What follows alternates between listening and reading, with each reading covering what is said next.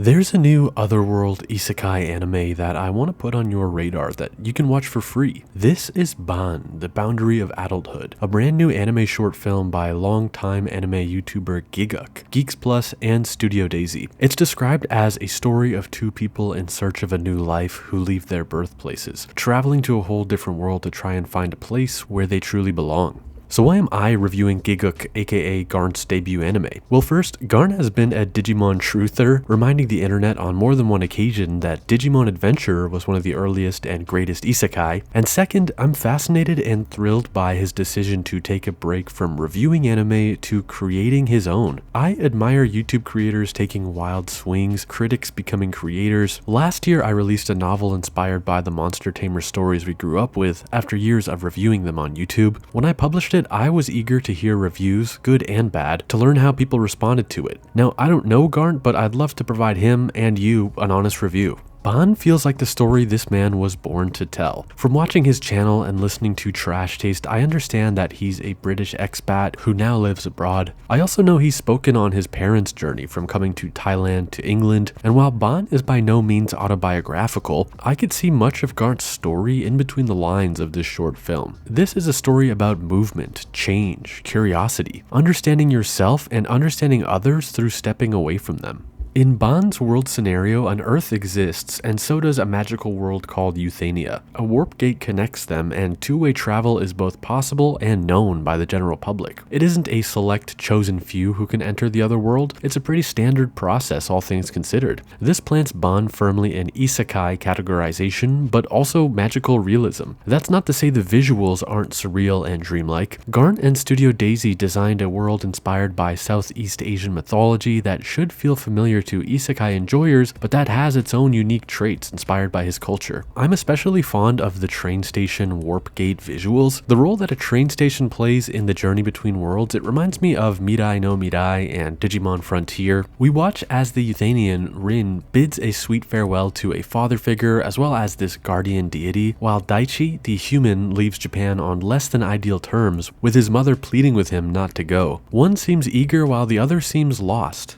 As we watch them travel through the warp gates on their respective journeys, they both state, "This marks the beginning of my new life." It surely resonates for anyone who has left their home country, like the writer, but it's just as relatable to those moving cities for university, maybe changing schools or starting new jobs. You don't have to have traveled across dimensions to feel like you've gone through a life-changing move. We get to enjoy a reverse isekai situation, watching the magical girl seeking out a normal life in the human world. She's desperate for an office job or anything that'll let her extend her stay and provide her a fuller human experience. It's a fun twist on the genre where we typically see the human leaving Earth in search of something grander. It's also a little bit like The Little Mermaid or the Barbie movie. Weird comparisons perhaps, but the fish out of water, magical girl amazed by everyday things we take for granted feels like those movies.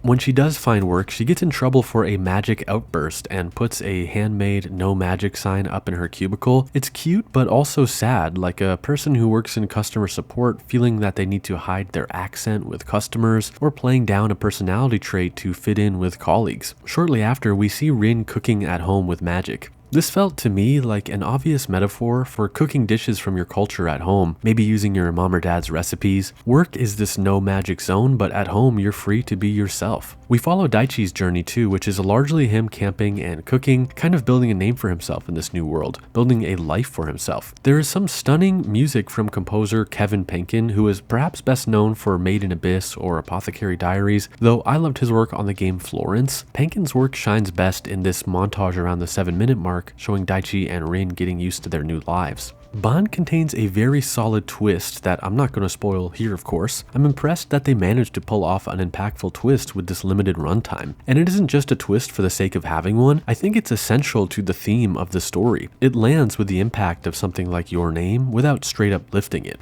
Baan is a story about seeking understanding through movement, change. It's a tale about wanting to understand yourself and also about wanting to understand those who came before you. Maybe your parents or grandparents or a mentor. Where did they come from and what did they have to overcome?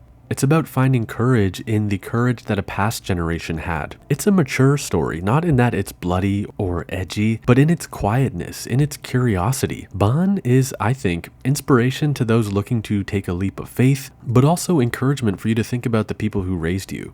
Garnt, I don't know you, but you should be very proud of this. I think art can be a brief glimpse into the soul of the creator. That glimpse can be especially clear on smaller projects like short stories, poetry, or music. I feel like you've offered viewers a look inside your heart with Baan, and I thank you for opening up. Gigguk and Studio Daisy now have this lovely world scenario with at least one great story within it, and I'd love to see them tackle other stories in this world in the future. There's a ton of potential if they ever decide to return to it, but as it stands, Baan, the Boundary of Adulthood is a great piece of media, anime or otherwise. Thanks for watching. Consider subscribing if you like thoughtful human reviews of big and small anime. I'll be talking about the new Digimon anime once that premieres in October, and I'll be revisiting Beyblade soon to talk about the short-lived spin-off that time kinda forgot about.